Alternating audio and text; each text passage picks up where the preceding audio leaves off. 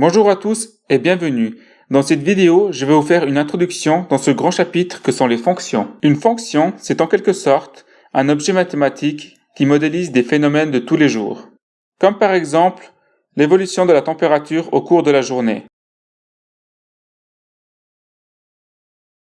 ou bien la différence entre la longueur du côté d'un carré et son aire, ou bien encore le rapport entre la puissance d'un moteur et son régime. Nous venons de voir là 3 exemples parmi des milliers d'autres. Voyez les fonctions comme une sorte d'usine dans laquelle on mettrait quelque chose qui va se transformer et qui va en ressortir changé. Voyons ce que ça donne avec des chiffres. Si on met 2, il en ressort 4. Si on met 6, il en ressort 12. Cette fonction, bien sûr, c'est multiplié par 2. Prenons maintenant une autre usine. Il y a une entrée, une sortie, et cette fois-ci la fonction, ça va être élevé à la puissance 2. Si on met 3 puissance 2, ça va donner 9. Moins 6 à la puissance 2, ça va donner 36. Voyons avec une dernière usine. Il y a une entrée, une sortie, comme toujours. Cette fois-ci, la fonction, ça va être multiplié par 3 et plus 5. Si on prend 4 fois 3 plus 5, ça donne 17. Si on prend 0 fois 3 plus 5, ça donne bien 5. Prenons un cas concret. Vous allez à la station faire le plein. Le prix du litre d'essence est de 1,60 franc. Mettons les données dans un tableau. En haut, on met le nombre de litres et en bas, on va mettre le prix. Si on met pas d'essence, ça va rien nous coûter. Si on met 1 litre, ça va faire 1,60 franc, 5 litres, 8 francs, 39 litres, 62 francs 40. Nous venons de voir là la première façon de se représenter une fonction. Voyons maintenant la deuxième façon. C'est sous forme d'un graphique.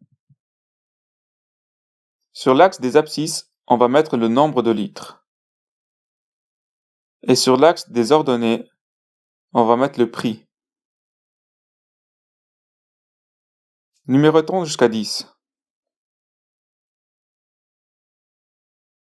On avait dit que pour 0 francs, ça faisait 0 litres. Ça nous fait un premier point. Pour 5 litres, ça nous fait 8 francs. Ça nous fait un deuxième point. Et on peut tirer la droite. Et on peut vérifier que pour 1 litre, ça donne bien 1,60 franc.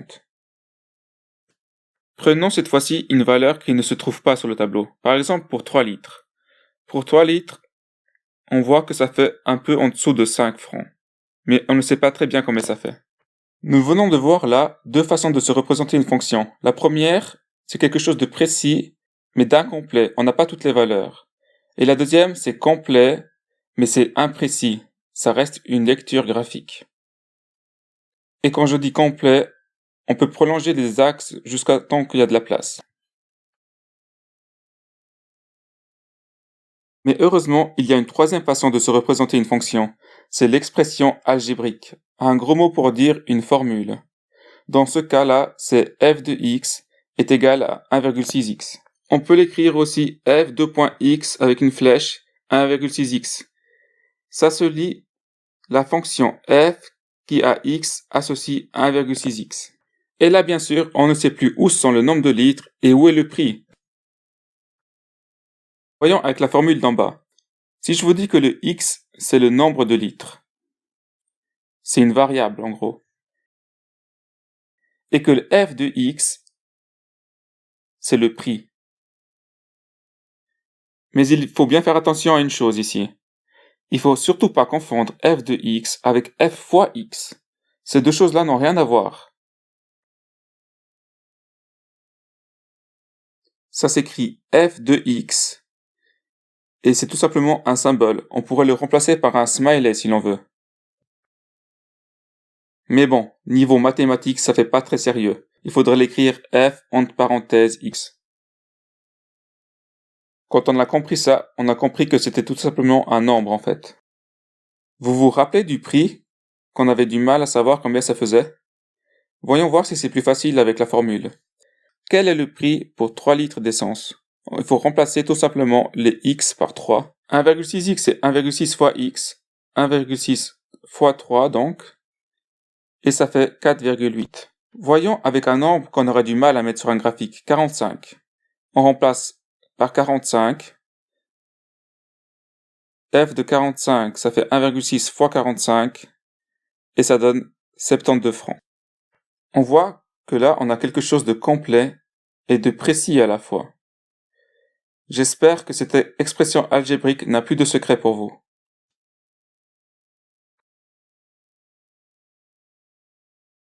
Voyons où se trouvent les x, les f de x et la fonction sur un tableau. Les x, c'est le nombre de litres. La fonction, elle est cachée.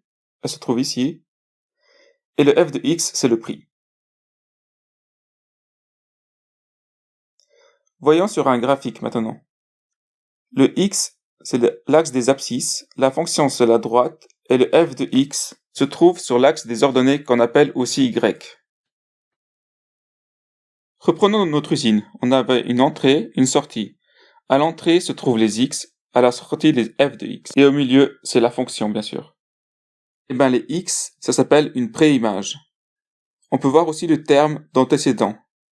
En fait, c'est ce qui vient avant. Et les f de x, ça s'appelle l'image. Sur le graphique, la préimage se trouve sur l'axe des x et l'image sur l'axe des f de x ou y.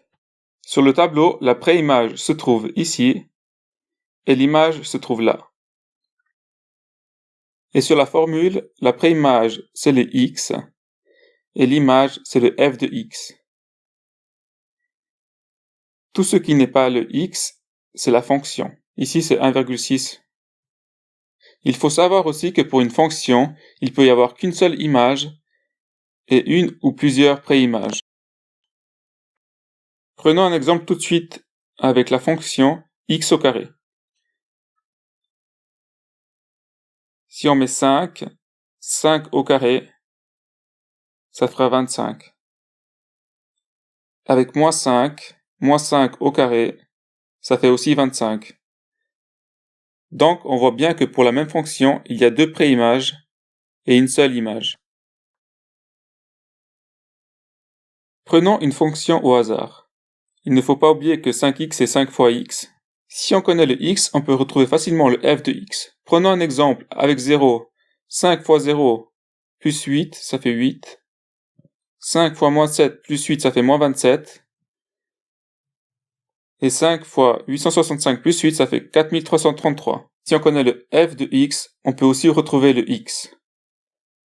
Prenons un exemple avec 63. Et là, on voit qu'il faudrait résoudre une équation, c'est-à-dire retrouver le x. Mais ce n'est pas le but de la vidéo, alors je vous montre directement la marche à suivre. Après avoir résolu l'équation, on trouve 11. Alors on remplace tout simplement le x par 11. On voit que si on connaît la préimage, il suffit tout simplement de remplacer le x par ce nombre-là, et de faire le calcul. 11, ça fait 5 fois 11 plus 8, et on retrouve 63. Par contre, si on connaît que le f de x, alors là, il faut résoudre l'équation comme on l'a vu.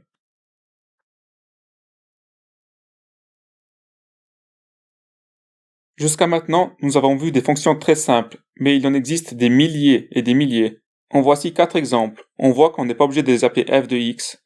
On peut donner n'importe quelle lettre de l'alphabet, et voici les graphiques correspondant à chaque fonction.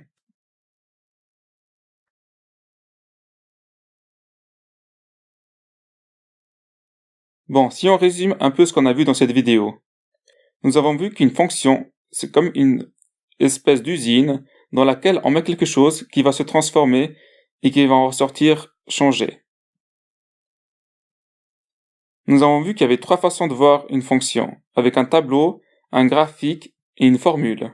Nous avons vu les notions de préimage ou d'antécédent et d'image. On a vu que si on connaît la préimage, on pourrait retrouver facilement l'image, qu'il suffisait juste de faire le calcul, et que si on connaît l'image, on peut retrouver aussi la préimage, mais là, on a vu qu'il fallait résoudre une équation. On a vu que pour une même fonction, il pouvait y avoir qu'une seule image, et une ou plusieurs préimages. Alors voilà, on arrive au bout de la vidéo. Merci d'avoir regardé.